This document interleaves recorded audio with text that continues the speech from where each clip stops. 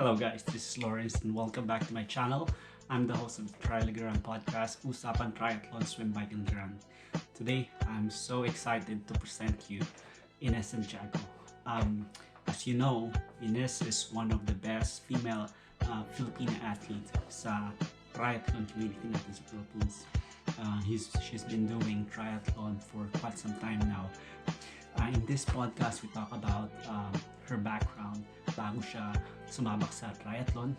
Nag-usapan din namin yung experience niya nung nakaraang full Ironman na kung saan siya yung nag-overall champion or nag-overall winner sa female category. Pinag-usapan din namin yung experience niya when she raced sa Kona. I believe it was last year. So, ladies and gentlemen, once again, I would like to present you Ines. Mga kaibigan, welcome back to my channel. This is Lawrence and I'm the host of the Triathlon podcast, Usapan Triathlon Swim, Bike and Run.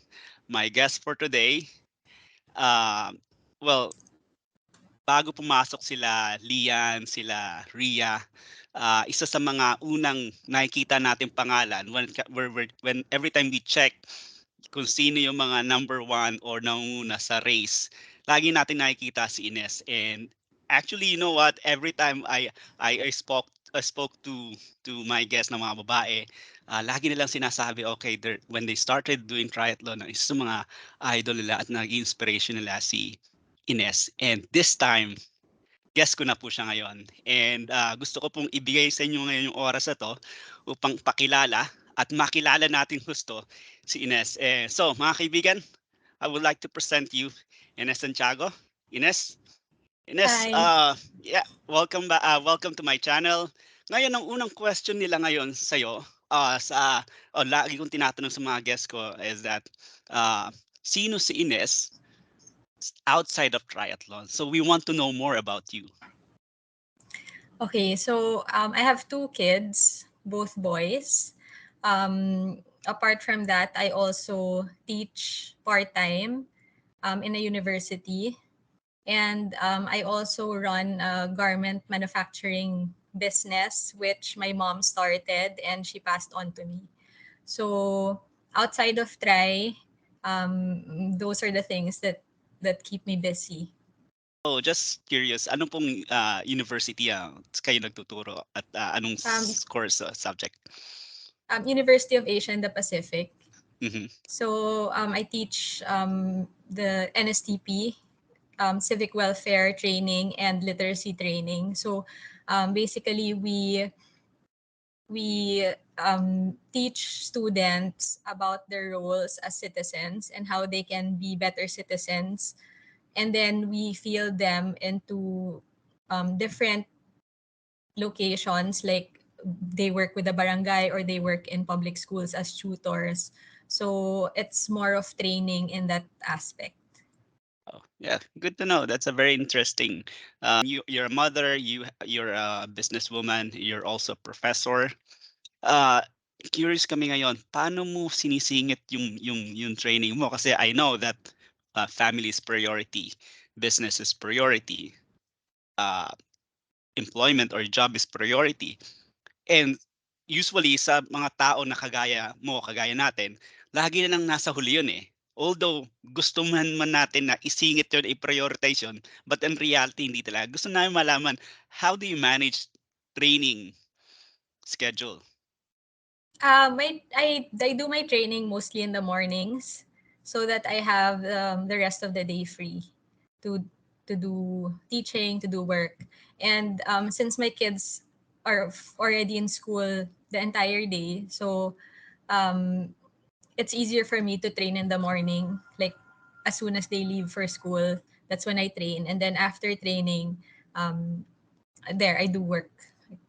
And And a lot of my work, since our factory is in Negros Occidental, mm, a lot of the work that I do I can do remotely. So it's not like I'm on a strict schedule na 8 to 5, which mm, which is why I feel it's easier to manage the training. Unlike, of course, those who have corporate jobs, mas mahirap yung ginagawa nila, 'di ba? Kasi they're their time is not really theirs to manage. Parang they have to start training super early. Ako hindi naman. So mas mabibilib ka sa mga may corporate jobs. Yeah, Because but I can move around, my schedule as convenient, for me. So my teaching is just once a week. mhm, So I do 4 hours a week, and I do that all in 1 week. So yun, na-manage naman. that's good. And curious kami ngayon, what's your average weekly training hours when you started? Like for example, you started a training for half Ironman or full Ironman. Let's say half Ironman. What's the common average training hours weekly? Um, Siguro on a daily basis na lang, average would be around an hour and a half to 2 hours. Mhm. So, yung bike lang naman yung mahaba, 'di ba? Mahaba pala. Yeah, yeah. And it's not naman every week it's gonna be a long ride. So, Mhm, usually I do that on weekends, and the trainer, just so that I'm home for, mhm. kasi sometimes for our ride, um it's hard to be, to drive out pa and to ride out. You'll practically get your whole day, Yeah, wala na yeah. yung whole day mo. So I would do that before when the kids would go to school. So I would Mm, do that on a Tuesday, so that they're in school while I'm out. And practically that's my day off from doing any other work. But recently I've just been riding indoors, indoor. and I do the long rides on a Saturday, so Mhm. that I'm just home. Yeah. Pwede And nila you're akong you're you're guluhin.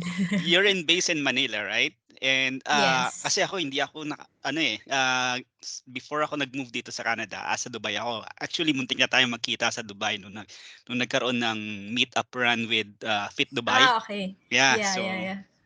hindi ako nakasama doon. Natakot ako sa pace mo. So hindi ako tunog-tunugan sa sa chat room na, "Oy, si Ines mabilis tumakbo yan. Tignan mo yung pace niya sa Cebu nun." So sa Dubai kasi ang dali ng ano eh ng logistics sa ano, 'di ba? Nakita mo siguro yung bike track, Yeah. bike pathway namin doon. So sa Manila, how many hours do you have to drive para let's say magkaroon ng decent long ride sa labas?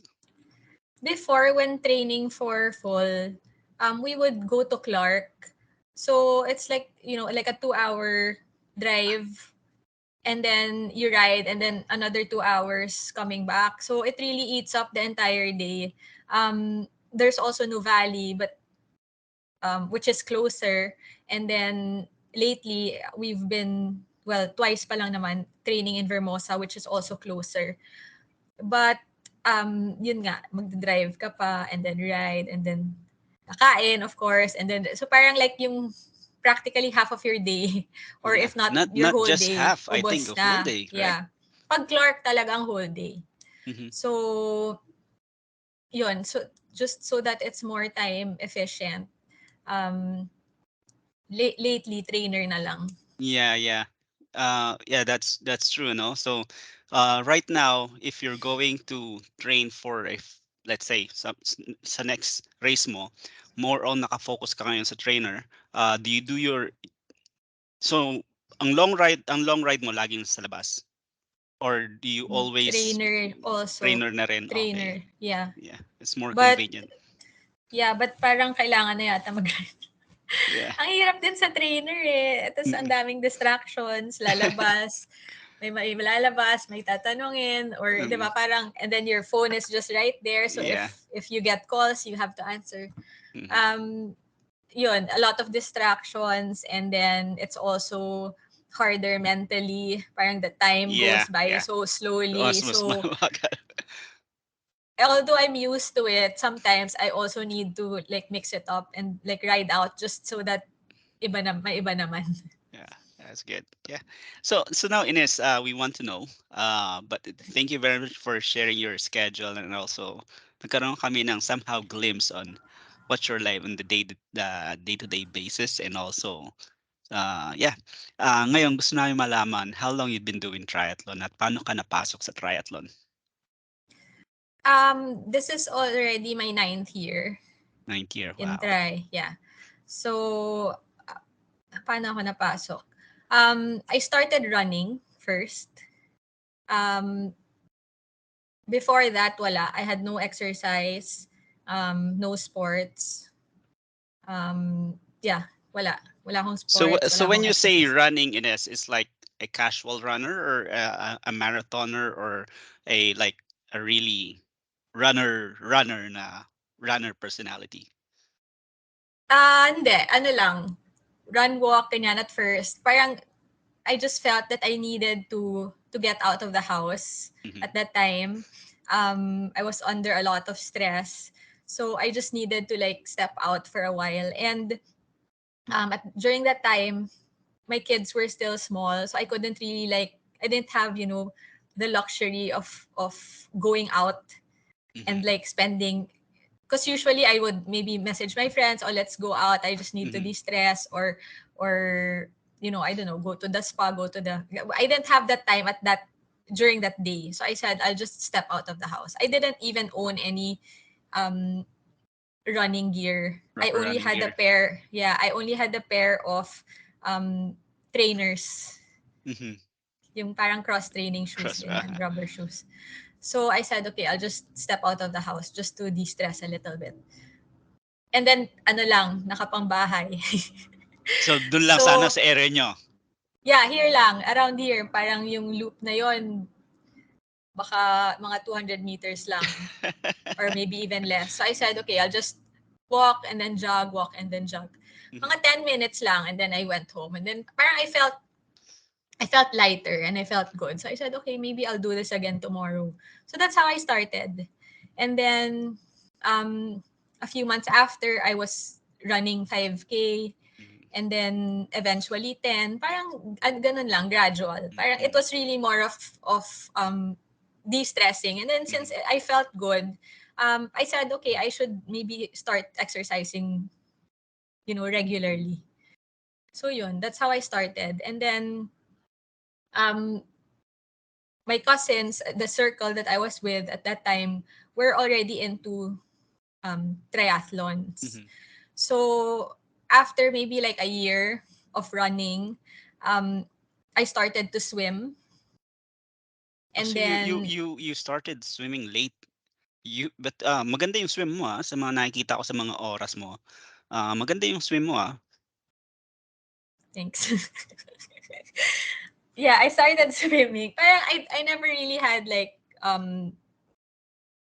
formal swim training or formal lessons apart from learn to swim lessons when you were Mm. a kid. So Mhm.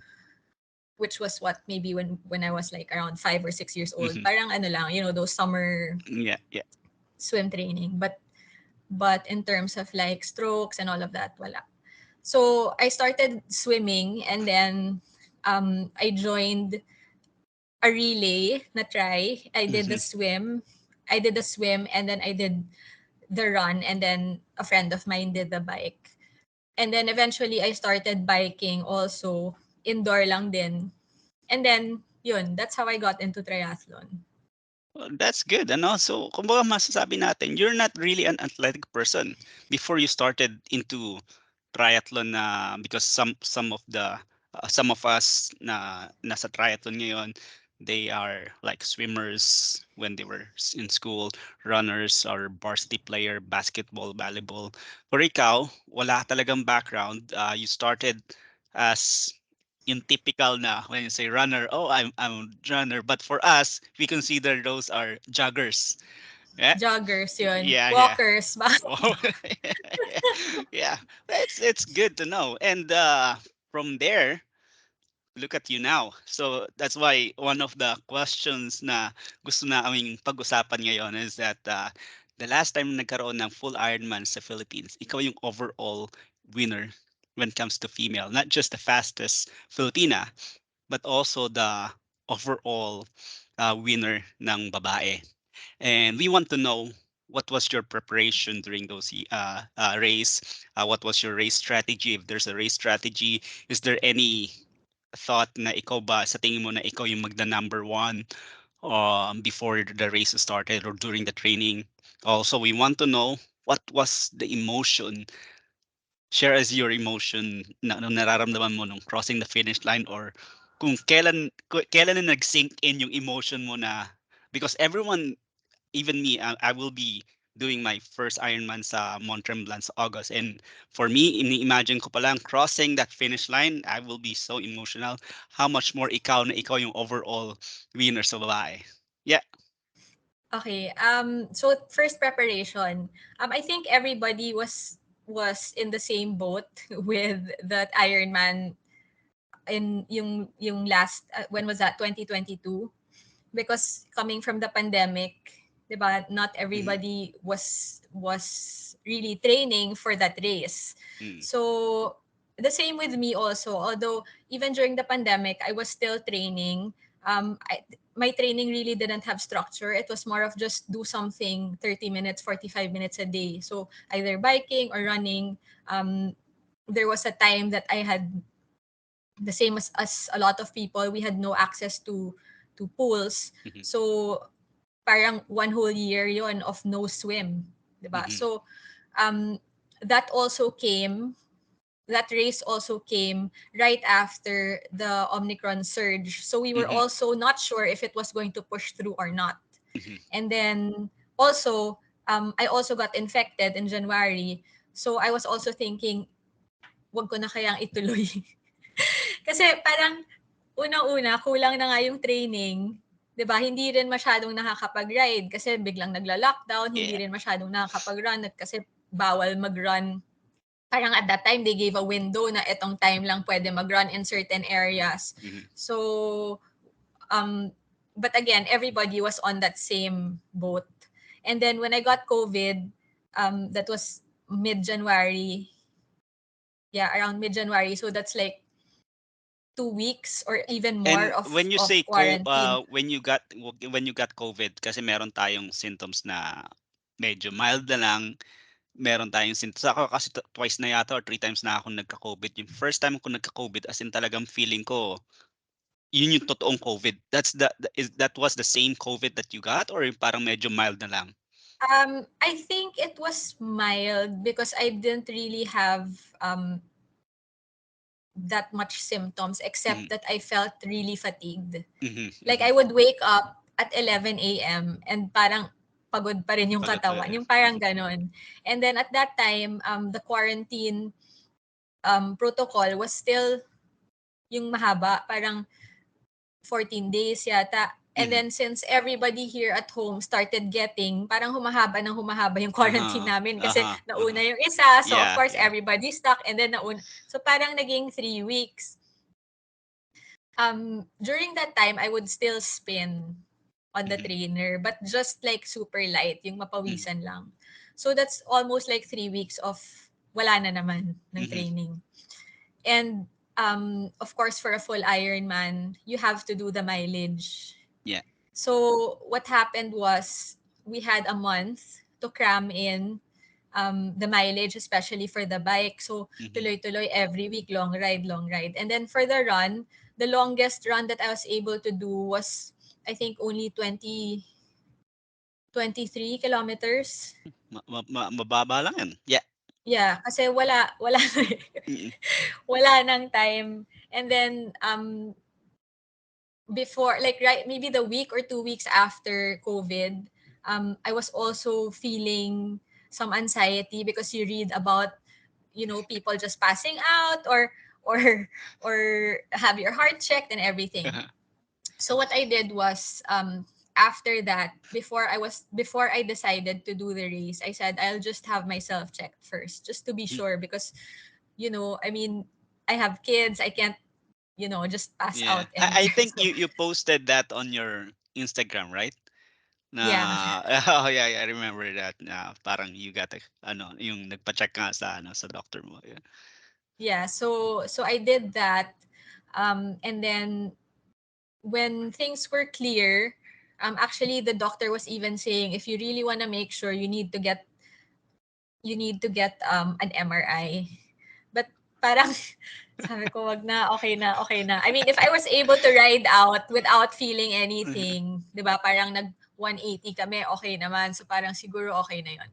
So okay, so I just decided na enough with the anxiety, and then I said, then I'll just try to race, to do the race.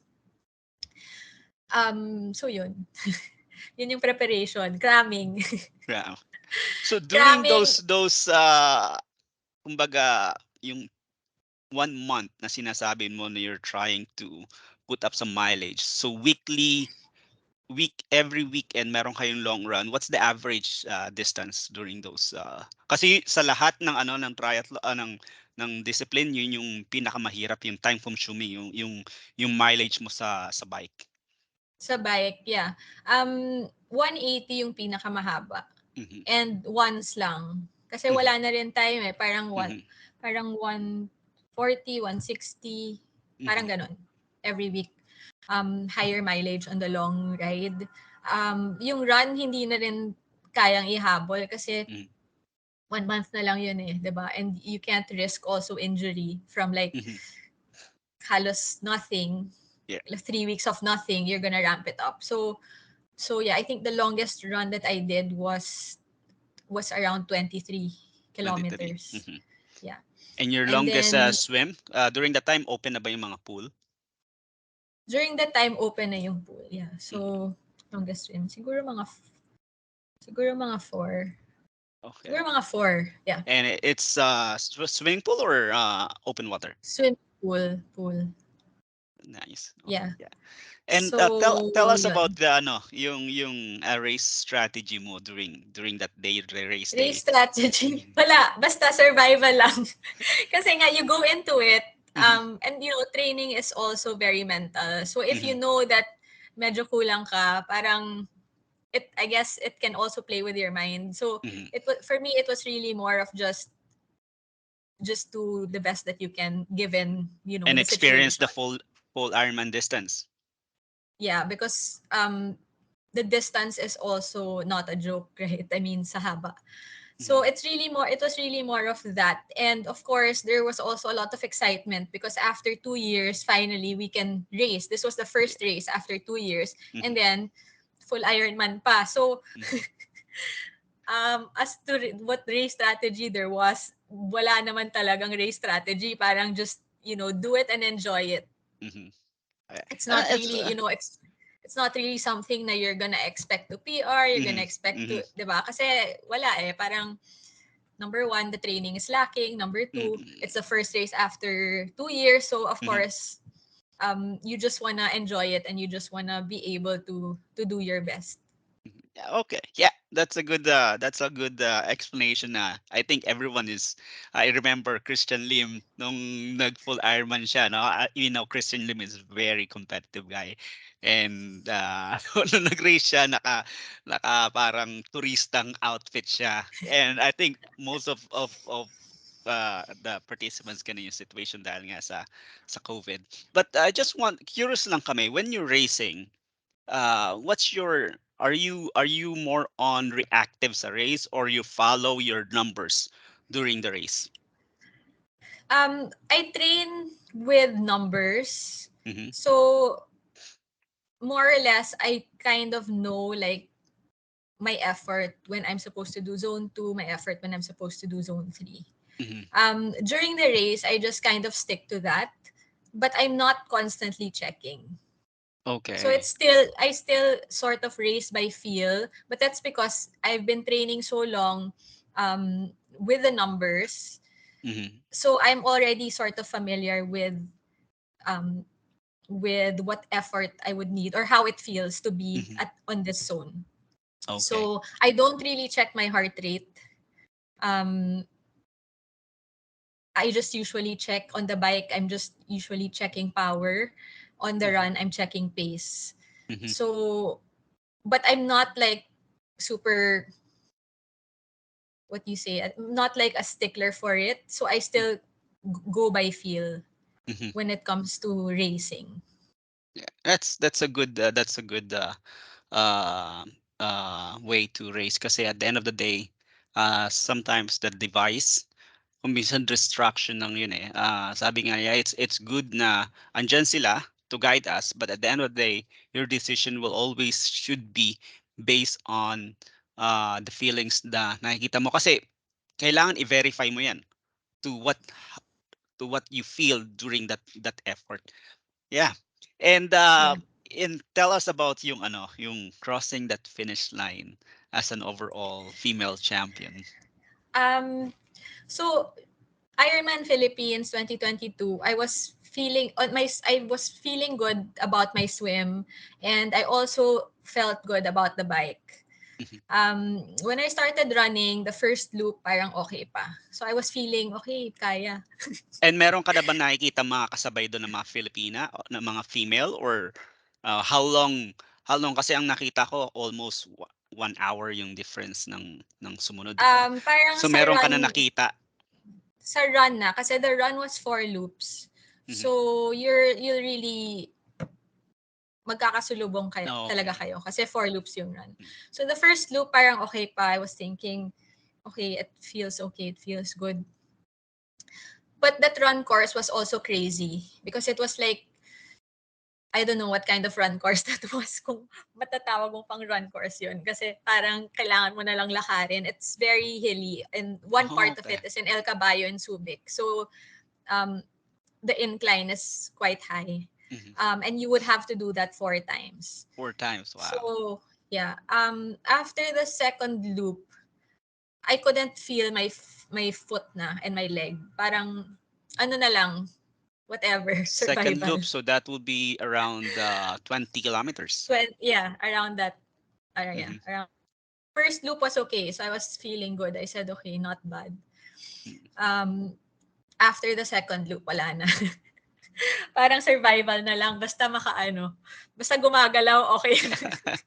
And how did you manage that situation? Is it because of hydration, Probably it's or because of lack of mileage lack also. of mileage? Okay. Yeah, Yeah, so I was that's a expecting. very difficult thing kasi kung hydration, pwede mong ano yan eh, pero pag mileage, so paano mo yun hinandle yung ganong Yeah. situation? Wala, I already knew naman that I would be experiencing something like that. Mm, mhm, Um, probably in the second part of the run because nga, yun nga, kulang nga ng mileage. So mhm, parang wala, whatever na lang, whatever kind of strength you can muster, yun na lang. I mean, wala na choice. So the aid stations were very strategically placed, mhm, and there was cold water and all of these things that can help you manage soreness. So yun lang, buhos, ice, and then spray at some point. Um, and then towards the finish line, people always talk about emotions, mhm. 'di ba? For even when it's your first Ironman, whatever. People always talk about emotions when you cross the finish line. But yun nga, you imagine it in your head. Sometimes when you're in the trainer, you imagine it in your head, parang nakakaiyak or whatever. But pag nandun na, parang wala, pagod ka lang. Pagod ka lang. Ganon, parang, okay, it's done, good. Parang ganyan. So, I don't think I've ever cried because of like overwhelming emotions in the finish line. Or, yeah, wala. Kasi, ano na, parang laspag na. Mm. Question ko lang kasi during that time na nag-start ka na mag-struggle sa run, hindi ka ba nagwo-worry na somehow maabutan ka ng second? Kasi gano'n yung ano, eh, yun yung, I remember ginawa ko yung ano, yung first ultramarathon ko. It's a 50K marathon trail.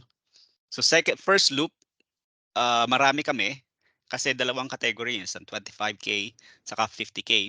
Yung pangalawang loop, isa na lang kami. Is ano na, watak-watak lang, wala ka na makikita. And I was the second overall sa 50K. Ngayon, pagdating ng 25K, or yeah, 30K, as in talaga sumakit na yung paa ko. Paalakad-lakad. Ang ginawa ko, lingon ako ng lingon kasi somehow parang gusto ko na makapasok sa podium. Ikaw ba nung during that time na nakita mo, okay, ito na, nararamdaman ko na yung struggle. Nagwo-worry ka ba na may masingitan ka at somehow makuha sa'yo yung ano, yung overall position? Um, parang pag ganun kasi, I'm still like pushing and trying to do my best. So parang sagad na ako at that time. Mhm, And usually when I race, that's also how I race. Parang I'm not gonna take it easy. mhm. So I'm gonna push. Ngayon, Okay. if maaabutan ako, wala na akong magagawa. Mhm, mhm, mhm, Parang yun na ako eh, yun na, sagad na ako at this time. So parang if maaabutan ako, wala na akong magagawa. I'm not gonna have regrets and say I should mhm. have Yeah. pushed. 'Di ba? So, yun, parang if maunahan ako ng somebody else, wala na rin. I mean, Wala. it's not something As that long I as you can, gave, as I long as can't you do gave your anything best. about. Yeah, I Yeah. can't really do anything about that. So it's fine. As Mhm, long as like I'm pushing up to the point that I still can and I still can sustain it up to the end. mhm. So more of ganun. And tell us about how do you manage your race nutrition if this kind of longer race? Like, do you calculate uh car carbohydrate grams per hour or? My nutrition, I'm not really I just rely on what Don tells me to do because I don't want to bother computing. Okay. So he'll just tell me, okay, for the run you need this number of gels. For Mhm, the bike you need to eat have like because on the bike I usually take the drink. mhm. So I have two bottles of that, and then I have waffle and juice. Waffle. So Okay. so that's what I take on the bike. So he'll just say on the bike, let's say for example, bring three waffles and three juice. So yung So I waffles just recommendation yun or it was your choice? that's what I prefer to Okay. take. Yeah, it's like energy waffles. Mm. Yeah. Um Yun, so he just tells me take a picture of the nutrition whatever and then I just send it and he'll tell me The carb take yeah. So take that. So nutrition I table. just yeah, so I just try to follow that and I just try to take all of whatever I have dapat after ng bike ubos na yun. And then he'll say on the run bring this much gels which never ko nasusunod kasi laging kulang. Ay, gula. Laging kulang yung nutrition ko sa run kasi I find it hard to, to take in Uh-huh. things. And then in the aid stations, I just take water. Mhm. And so far, Towards the end, I take, yeah. yeah. So far during those nutrition strategies mo, based on the recommendation of ni Don Velasco, a question now is that so far wala namang problema sa GI stress mo. Wala namang problema sa mga yung inaabsorb naman lahat ng katawan mo. Sa Kona, nagka-problem ako. Mhm. But I think, but it was the same nutrition plan that I followed in all of my other Ironmans Mhm. on the bike. So I don't know why that happened in Kona. Maybe the heat. I don't know. But Mhm. yeah, dun, sa Kona, nagka-problem ako sa bike. On the turnaround, so 90K, on the Mhm. 90th kilometer, I couldn't take in anything anymore. Wow. Parang, so the whole 90K back, wala na. Wala Parang na. sip-sip na lang ng tubig. So every So, time you take a carbs, talagang hindi niluluwa ng katawan mo or para yeah, hindi mo parang when nararamdaman yung energy. I was trying to eat the waffle, but parang hindi ko na siya malunok. Wow. That's So, hard. yun. Yeah. Yeah. Yeah. Yeah, so since nabanggit mo yung Kona, no, and also, yeah, tell us about your experience in Kona's, like the logistics, the race day experience. Hindi ka ba nahirapan sa visa or may visa ka na ba nung pumunta ka na doon before ka pa ma-qualified sa US? Kasi I know Ronald Mullet, ano, he's wondering or nag-aalala siya ba, makakapunta ba ako sa Kona? Eh, wala pa siyang visa. So, yeah. Yeah. I already had a visa. Mhm, So, I was already able to renew it mhm, before before before Kona, before Ironman actually, mhm, Ironman 2022. So yun, so I didn't really have visa problems. Um Logistics, it was more of like everything during that season in Kona is just super expensive. Like yeah, yeah. the I heard. prices are, hiked times two. And then timing pa when we were there, the dollar was at 59. I think it even reached 60. So, yun yung yun yung medyo hassle. Hassle Wow. yung And yung expense. ano yung masasabi mo mga highlight mo sa Kona nung pagpunta mo doon? Of course, you will be in Expo and you were expecting na makita yung mga iniidolo natin ng mga triathlete. Is there any memorable na somehow meron ka na-meet na idol mo or meron ka bang gustong ma-meet na idol mo talaga na hinahunt mo? Kasi ako, hopefully, I'm a big fan of Lionel Sanders and hopefully makita ko si Lionel Sanders and yeah. Um, okay, hindi ako masyadong updated kasi sa mga posts. So, may mga na parang, okay, hindi ko masyadong kilala, ganyan. But, of course, everybody knows Jan Frodeno Mm, and Sebastian Kienle. So, more or less, yun lang yung mga kilala ko na pro. Yung mga bago, parang hindi masyado. So, yeah, but it's inspiring to see them, mhm, especially on the race course, the women, parang papunta ka pa lang, na sila, parang pabalik na. mhm. Um, Yeah, yeah, and then, the good thing about this setup is that yung mga participants na nag-race, they had the opportunity na manood din ng race. Palitan kasi yes, nag-race yeah, ka and on the other day, ikaw naman yung magiging makakapanood. Yeah. So you yeah. experience And both. I think it was more favorable for the women because we raced ahead. Mhm, So, during the men's race, relax na lang kami. Sila, nanonood ng women's, pero inisip pa nila 2 days from now, I'm gonna race, di ba? So, mhm, parang mhm. may stress factor on them. So, parang mahirap din nilang ma-enjoy na manood nung women's race because you don't also want to be dehydrating yourself while standing in the heat, diba? The 2 days Okay. before your race. So, Yeah. as much as possible, you should already just be like off your feet, lying down, Mhm, mhm, relaxing. mhm. So, kawawa yung mga lalaki. Kasi kailangan nilang mag-support, kailangan nilang manood. Yeah. But on their race naman, since tapos na kami, yun, we got to enjoy it, and recovery na rin for the women because you're gonna be Mhm, walking a lot, and even if you're mhm. standing in the sun, watching the men's race. So saan kayo banda nanood doon? Sa may finish line or somehow you go outside na sa run course, bike course?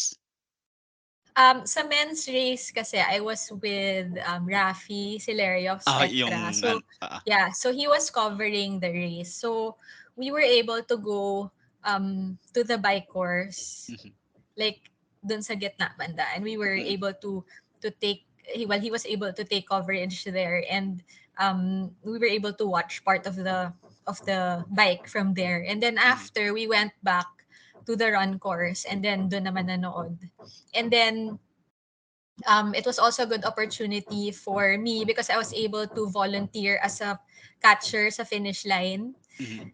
When Since you say catcher, they ano yung responsibility ng catcher sa finish line? as in ika-catch mo yung mga finish. Kasi everybody Nagfo-fall is yung mga hindi na oh, makatayo. every Okay, actually catcher ang tawag. everybody that crosses, you have to escort them to the recovery area. Okay. So kailangan hawakan. Parang there are two catchers per finisher. So Is I that was a able to protocol sa Kona or sa buong full Ironman? I've only seen it in Kona. Okay. Yeah, I'm not sure if in other Ironman races abroad they do that, but I've Yeah, first only time ko narinig yun experienced eh. it in Kona.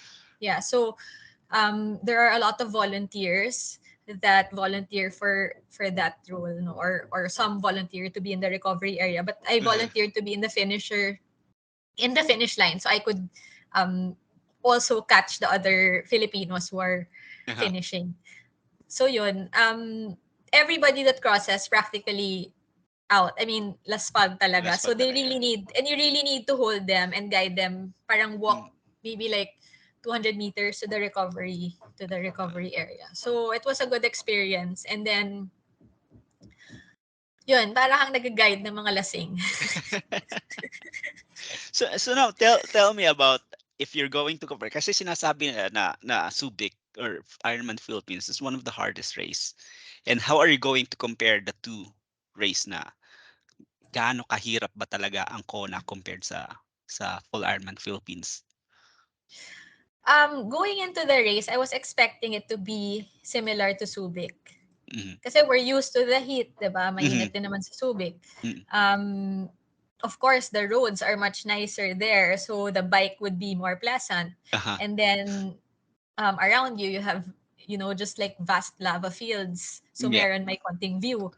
Um, I wasn't really expecting it to be as hard as it was. But, I don't know, ang hirap talaga. Mahirap Sobrang talaga. init. Oo, iba yung init. Ano yan, laboratory yung ah, Energy lab. energy lab talagang is it really talaga nakaka-drain ng energy or dahil sa walang tao talaga dun? Yung buong run course parang nakaka-drain talaga ng energy. Hindi lang yung energy lab. And the course is also just out and back. Mhm. While some people prefer that, for me, I find it more mentally challenging since you Mm. don't really know hanggang saan ba to. Parang Mhm. nakikita mo yung mga tao, Okay. Yeah, ganyan na lang yeah. kaliit.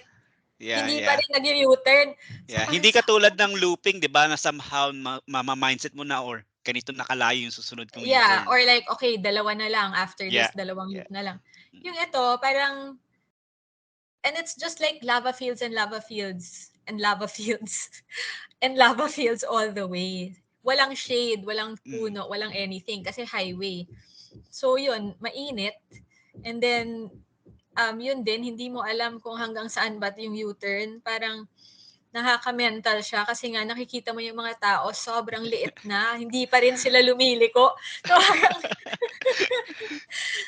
yun, nakakaano siya, nakaka-drain ng Mhm. energy. And then also, it plays tricks with your mind. Mhm. Wow. Although there are markers, parang mahirap pa rin kasi tansyahin, 'di ba? Parang I don't know. For me kasi I prefer loops Mhm. sa course. And yun. Yun yung And mahirap dun. before the race, nag-bike out kayo, 'di ba? Usually mga how many times kayo nag-bike route just to test the road and also if we're going to compare the swim sa Kona and dito sa swim natin like for example Cebu or Davao or Subic, alin yung mahirap? Yung mahirap sa swim sa Kona is walang buoy line. Okay, okay. So that was probably one of the challenges also because usually when I swim, I don't really like to keep sighting. Mhm. So I usually stay by the line. Mhm. I Okay. usually swim by the buoy line. And then also here, we kind of know the people that we're racing with, right? Oh, So so we alam can mo yung kung sino more or less, magda-drop. that you can more or less gauge, so parang makakadraft ka dito, Oo, ganyan. yeah, yeah. Doon kasi wala. Mhm. Um, yung starts ng waves, parang I think 5 minutes, may intervals eh. So by age group Wave by yung age group. start. Okay. Yeah, by Hindi age group na yung start. mass start na washing machine. Yeah, hindi siya. And then another challenge was that it was a water start. So you're like in the water for 5 minutes, Mhm. treading before the cannon Mhm. or the horn blows. So that was another unique experience. Mhm. And then yun, walang buoy line, so susundan mo lang. Although may markers naman, Mhm. susundan mo lang yun, but you'd have to keep on So sighting. so it was your first time na makapag-swim without buoy lines. Yeah, nang Mm. ganun kahaba. Nang Nagkakahawa. ganun Oh. kahaba. Actually, in one of the races that I joined before in Camiguin, wala rin buoy line. Mhm. Pero yun kasi straight lang. Aha. So, magsa-sight ka lang, parang sa sight mo lang yung bundok sa kabilang Mhm. island. Kasi island to island siya. But this one, since um, it was a trickier route kasi iikot pa. Parang magle-left, tapos iikot, parang ganun. So, yun lang yung medyo tricky. And Mm. then, hindi rin calm yung tubig. Okay. So may current din. Parang may swells. Oo, May may swells, yeah. Okay. swells. And if we're going to compare swells to current, alin mas prefer mo? Um, Alin yung sa tingin mo mas mahirap na mag-swim kasi Davao and Cebu, they're known Sim- as a current. Yung Kona, they're known na may swell, merong konting wave. Siguro mas madali yung swells kasi alam mong meron. Mhm, And okay. then you just have to like kind of ride it out. Yeah. But in Davao, what happened there was I didn't even know there was a current. Mhm, So feeling ko okay yung swim ko until I reached transition and checked my time. Parang ba't ganun? Parang hindi mo na feel, feeling mo mhm, nga mabilis ka pa kasi mhm. parang may, Oo. yun lang. Pero okay naman in general yung swim sa Kona, okay naman. Mm. Well, that's good to know sa mga nangangarap diyan na magkaroon ng somehow slot sa Kona, no? Somehow they will have the idea na and how many times kayo nag-ride out before na ano ng race? Once lang. Once lang. Oo. Once lang. Once ba or twice? Mhm. So, hindi ko na And do maalala. you Once or twice. malakas ba talaga yung ano yung headwind or wind Malakas sa yung Kona? headwind. Malakas yung headwind, pati sa run. Okay, kasi during that Um, time sinasabi nila na kalmado yung hangin. Pero since you first time mo mag-race doon and you can compare to Philippines, mararamdaman mo talaga yung hangin. yeah, may headwind sa bike. And then, apart from the headwind, yung mas nakakatakot yung crosswind. Mhm. Kasi umuurong talaga yung bike. Mm. May parts doon kasi na parang cliff area and then there Mhm. are no like trees or anything. So talagang and it's by the ocean. Aha, So may mga parang gush of wind biglaan na ano. na Yeah, yeah. crosswind. Mm. Yun lang Wow. yung medyo nakakatakot. Wow. Oh, well, thank you for sharing your experience and somehow na kung sino may mga nangangarap sa Kona. Ako nangangarap din ako balang araw and hopefully I can afford it someday. So now, we don't have much time. Gusto ko lang malaman ngayon, what's your favorite uh, workout? Favorite workout. Um, okay, sige. So discipline-wise siguro, my favorite would be swim and run. Mhm. Yung bike, parang hirap talaga. Hindi talaga kami magkasundo ng Hindi mo bike. feel, hindi mo parang Hindi talaga. napipilitan Hirap ka na talaga. lang pagdating sa ano sa bike. Hirap talaga ako sa bike. Favorite workout, ano nga ba? In the swim, my favorite workout would be, I don't really, before I would enjoy sprints, but Mhm. now I enjoy longer sets. Mhm. In the run, lately, I've been enjoying intervals on the track. Uh-huh. And what's your favorite workout sa intervals? 800, 400s or Hindi. The intervals that I do are longer. aha. So, for the past month, I've been doing, parang I start off with 6 minutes and then 8 minutes. This morning, 10 minutes yung Oh, so intervals. parang So, parang tempo mahahaba. style. Parang Yeah. tempo style na intervals. That's good. That's good. And how do you gauge yung ano yung effort mo sa ano sa tempo? So when you say tempo, is it close to your threshold? Is it far of it or by zones or By zones. by Yeah. zones? Yeah. So, it's usually around zone 3 Mm, for those longer intervals. that's good. And ngayon, Ines, gusto namin malaman na bakit or paano mo nami-maintain yung race ready physique mo for the whole year round. So what's your diet? Wala. I think it's more of yun nga eh, yung diet ko, I'm not really gonna be proud of my diet. So, I just eat normal. Parang whatever I want to eat, I eat. Although, I'm not really an unhealthy eater. Mhm. So, maybe the most unhealthy thing I would usually crave for are sweets. But apart from that, I guess my diet would be relatively balanced. Mhm. So, I don't really indulge in like fast food Uh-huh. or like other unhealthy food that like that. But in terms of portions, I just eat what I don't really restrict myself actually Uh-huh. when it comes to diet.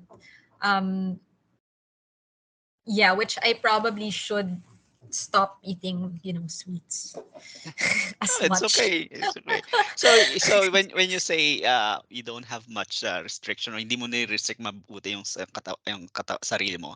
So you don't choose whether you will stick on protein, you will stick on carbs or like sometimes focus natin for the when we start training is protein palagi and we try to avoid carbs or how do you wala kang ganun basta minimize lang Um, or control na lang yung for for my first Ironman, when I did the test with Don, the result was that I was very carb dependent.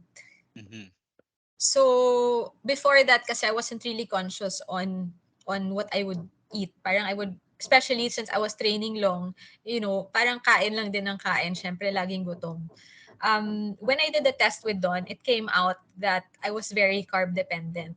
So he told me, you have a month to cut carbs. Okay. Because So, if I was going to continue, maputol lang kita, okay, Ines sure, Jan. sure. Just, can you please more explain about the carb dependent? Para at least mas lalo na yung Okay. and it would be a very Sige, I good will try ha. information. I will try to explain it. Baka mali. But anyway, I'll try to explain it. Okay, so I was very carb dependent, meaning um my body was reliant or would burn carbs and not so much fat. So when you're racing long distance, you won't be able to replenish the needs of your body for carbs if you're very carb dependent. You would want to train your body to burn fat. Mhm, Kasi 'di ba sa haba nung race, mhm, hindi mo mhm, mare-replenish yung carbs eh. Your body won't be able to absorb that much to replenish whatever carbs you're burning. Since yun nga, I was very carb dependent, Don said, if this is how you're burning or if this is how your body's utilizing energy, utilizing the carbs, when you hit on the last 10K of your run, you're gonna bonk. Kasi hindi na na-process ng katawan. Even if I okay. feed myself with the carbs, hindi na ma-absorb yun. So he said, you have to cut your carbs first so that your body can learn how to utilize fat. Mhm, So I had a month, and probably that was the only time that I ever diet, was that I ever put myself on a diet. Because syempre sabi niya, sayang yung training mo kung 'di ba? Kasi yung training ko noon, okay. Sabi niya, sayang yung training mo if magbubong ka lang dahil mhm. sa diet. So So, paano mo minanage niyo kasi so if kung sinasabi ngayon ni Don na you have to teach yourself yung body mo na gumamit ng fats reserves mo sa katawan. So there were times na sa mga training mo you're avoiding carbs para ngayon ma-focus ngayon yung ng katawan mo na that doesn't have any choice but gumamit ng fats. Ganun ba yung nangyari? so what he made me do was, for since I had 1 month, he said, do all of your workouts fasted. Mhm. Number one, fasted workouts. If your training is less than 2 hours, don't eat before your Okay. workout. So that was one. The other one was um, low carb. Okay. So I was very high on carbs kasi before I would eat a lot of rice, and then when I would snack on bread. So everything was really carbs. Mhm. Um, so I stopped eating rice for that whole month, and then also sweets. Mhm. And then I ate a lot of protein and good fat, a lot of good fat, like mga avocado, mga Mhm. ganyan. So for a month, that was the only time I've ever Nag-diet ka. stopped to a Sabi mo diet. nag-diet. And then yun, okay naman. But then since I already did that for a month, hindi na ako masyadong din I mean, I eat carbs pa rin, Mhm. but I guess not as much as before. So even if I'm still a little bit carb dependent now, I'm not as carb dependent Mhm. as I was in the past. So yun lang, yun. For now, I guess balanced diet lang din. Vegetables, protein, but in terms of like counting calories Mm. or restricting myself to like indulging in sweets, wala. Mhm. Mahina ako sa ganun. Ah, yeah, it's at the end of the day, it's all about performance naman eh. Yeah. Well, Ines, thank you very much sa time mo. Ang dami namin natutunan, ang dami naming nalaman na nakilala ka namin, and I really like your the information na share mo sa amin. Nakaka-inspired siya. I hope na yung mga kapanood nito ay maka-inspired din, at kung kaya ni Ines na makapunta sa Kona, kaya rin ng iba. And that's the good Of thing about this course. podcast, na we're highlighting yung mga kagaya nyo, na because you are the leaders sa ating community, yung mga top performer, and I always believe, I always respect them kasi they are the guides.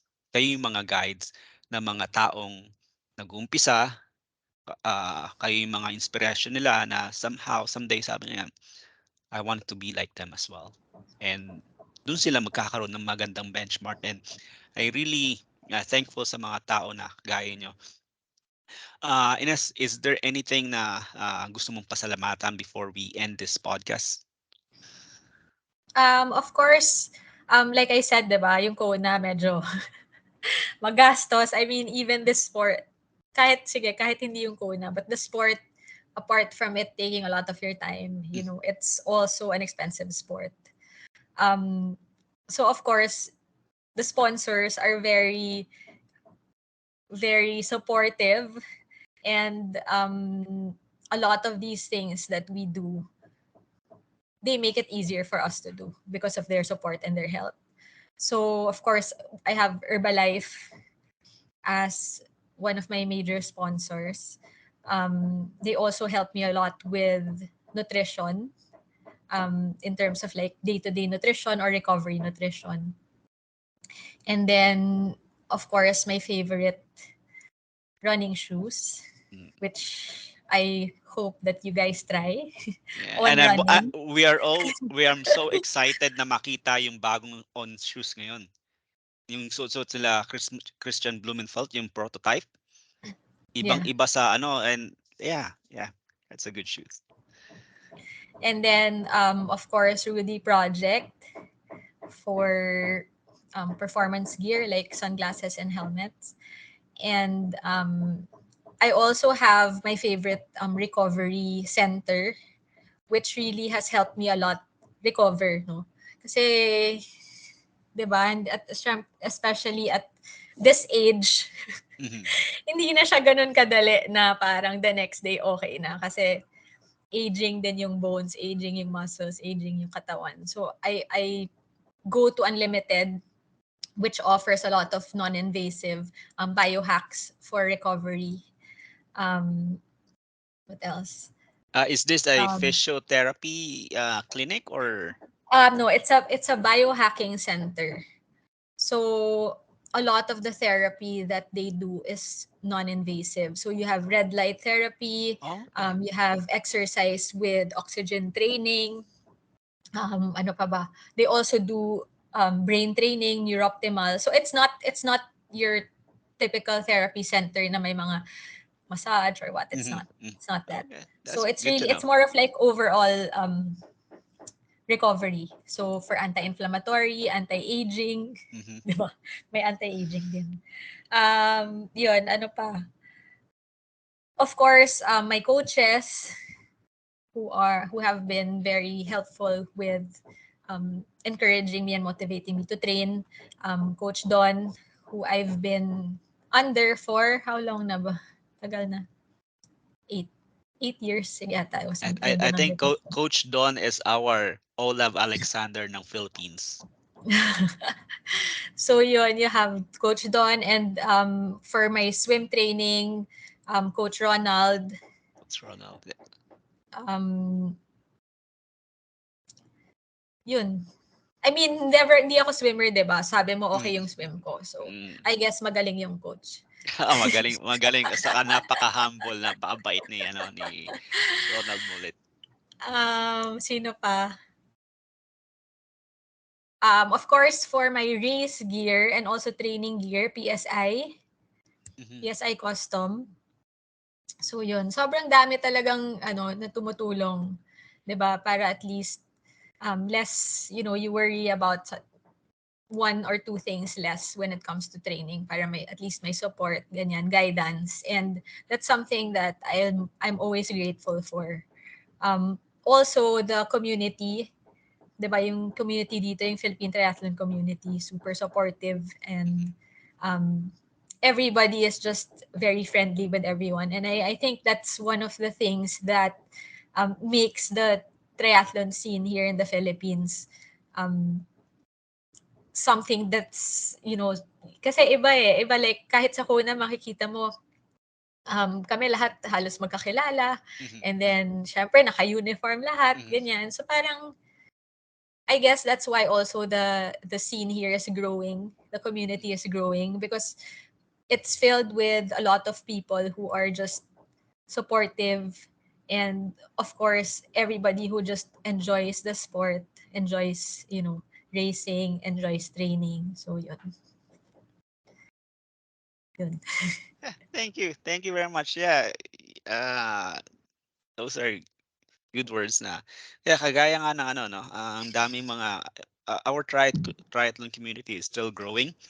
But ang ganda niya kasi nga, since maliit lang tayo, magkakakilala, and it really helps us inspires and motivates each other. Uh, Last question ko lang sa iyo ngayon, Ines. Kung meron ka mang nakilala ngayon at kaharap sa at at nasabi na gusto niya mag-triathlon pero nagdadalawang isip, what is your advice? Nagdadalawang isip. For me kasi, it's really something that I enjoy. So, I guess you won't know until you try. Because I'm not also gonna say that triathlon is for everyone, right? Mhm. But if they want it, then it's probably for them. Kasi hindi din naman lahat ng tao nag enjoy sa Yeah. ginagawa natin, right? But if they're considering it, and if they're thinking that it's something that they want to try, then maybe it's something for them. But of course, they're not gonna know that until they try it, right?